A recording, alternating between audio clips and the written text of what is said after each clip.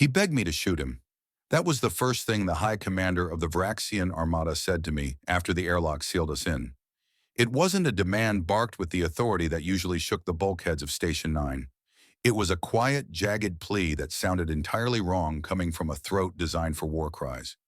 Kyle slumped against the sterilization unit, his massive frame taking up most of the floor space. He looked like a statue that had been toppled by an earthquake.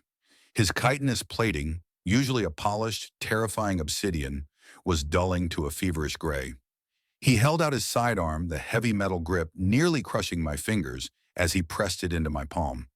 I looked at the gun, then back at him. I set the safety, placed the weapon on the counter behind me, and turned back to my microscope. "You do not understand." "Saw human Wren," Kale rasped, his voice vibrating in the floorboards. "The pathogen resequences the neural pathways. In an hour, I will not be Kale. I will be hunger. You must end it. It is the honorable path. Honestly, if I had a credit for every time an alien lectured me about honor while I was trying to read a blood slide, I'd have my own moon by now." I ignored the gun. Instead, I grabbed a thermal blanket and a Hydra pack. "I'm an immunologist, Kale," I said, keeping my voice steady, though my heart was hammering against my ribs like a trapped bird. "I fix things. I don't break them. Besides, you're running a fever of 105. Your honor can wait until we get your temperature down." I stepped into his personal space. For a human, it was just proximity.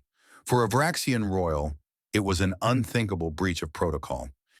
I could see the shock ripple through him, manifesting in a rapid, bioluminescent flutter along his neck ridges. His pupils, vertical slits of gold, dilated until they were almost entirely black. Immunity is a curse. It sounded profound in my head, but as I looked at the chaotic swarm of viral cells under the lens, it just felt lonely. I was the only clean blood left on the station. The virus ignored me completely, leaving me perfectly healthy to watch everyone else fall apart. It was a cruel kind of survival. I placed a hand on his forehead. Kyle flinched violently, a low rumble starting in his chest. To me, it was a standard medical check. To him, judging by the sudden flush of violet entering his gray scales, it was something else entirely. Terran empathy is often mistaken for intimacy in the wider galaxy. But I didn't have time to correct the cultural misunderstanding.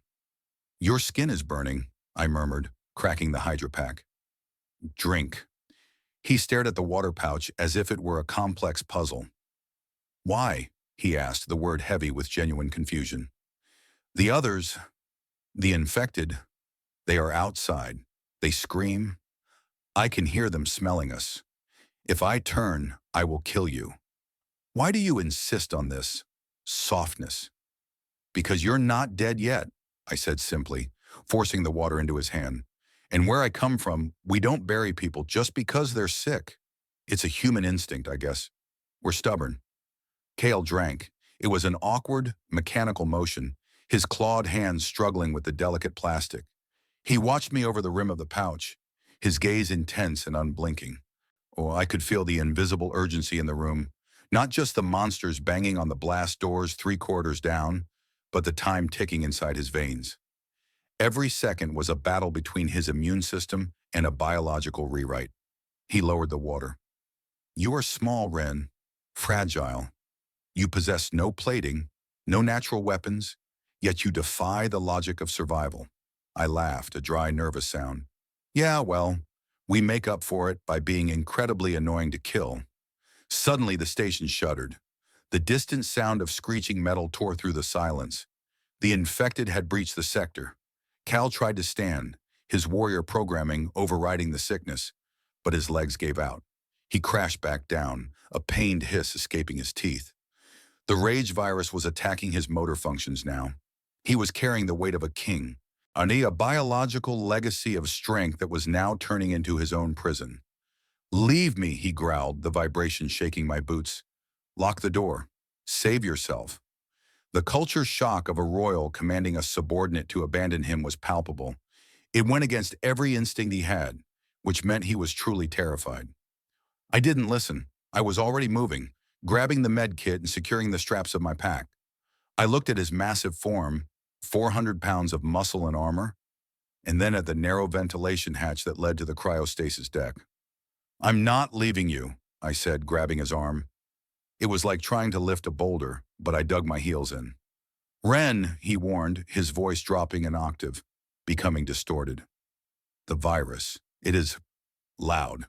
"Then tell it to shut up," I grunted, pulling him up. "We're going to cryo. I can freeze you. You know, pause the virus until I find a cure."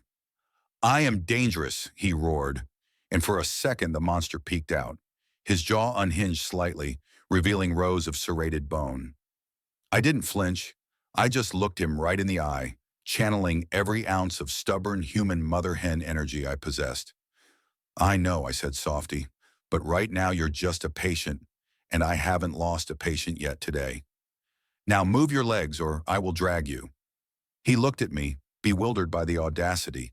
The rage in his eyes flickered, dampened by something softer. Confusion, awe, perhaps a strange new form of bond forming in the heat of the fever. He didn't understand my refusal to accept the inevitable. To him, biology was destiny. To me, biology was just a suggestion. He leaned his weight on me, nearly crushing my shoulder, and for the first time, the great commander, Kale, let someone else take the lead. The corridor to the cryodeck felt like walking uphill underwater. Kale was a mountain of fever-hot armor and slipping consciousness, his weight threatening to buckle my knees with every step. I gritted my teeth, listening to the rasp of his breathing, a wet, rattling sound that scared me more than the scratching in the vents above us. "Put me down," Cal slurred, his head lolling against my shoulder. His skin was glowing a dangerous, pulsating violet. "You cannot carry the mountain."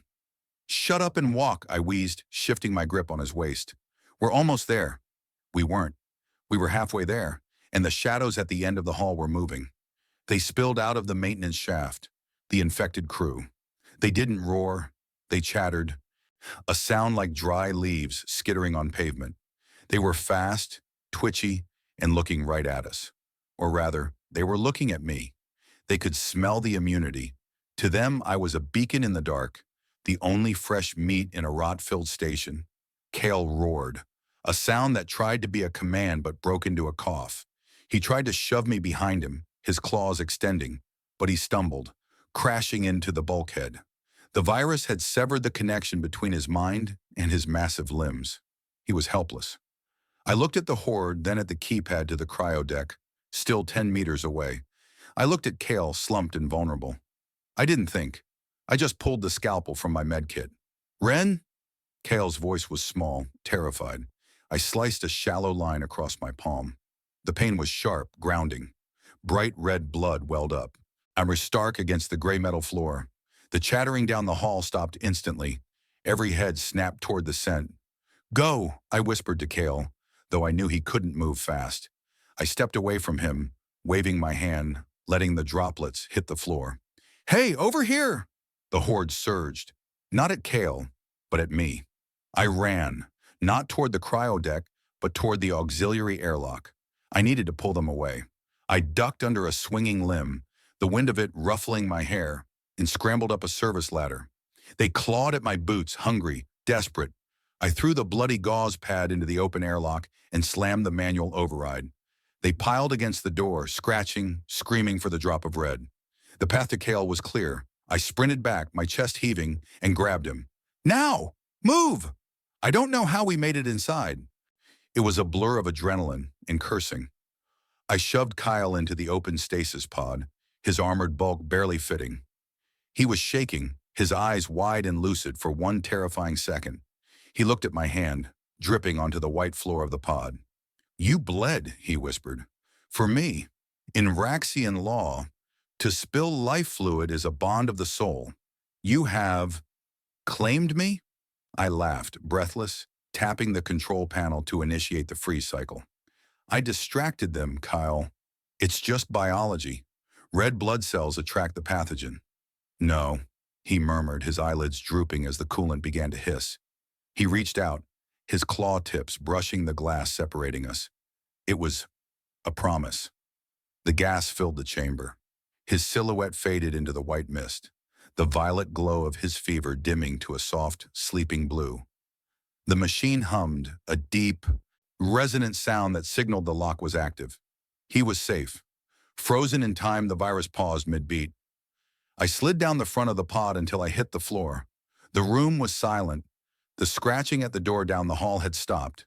The station groaned, settling into its orbit. I wrapped the bandage tighter around my hand, wincing. It was just a tactical decision.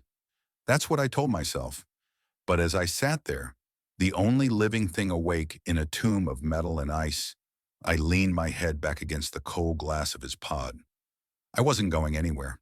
Rescue might come in a week, or a year, or never. Until then, I had a patient to watch over. "Sleep well, Commander," I whispered into the quiet. "I'll be right here when you wake up." The lights on the console blinked a steady, rhythmic green, like a heartbeat waiting to resume.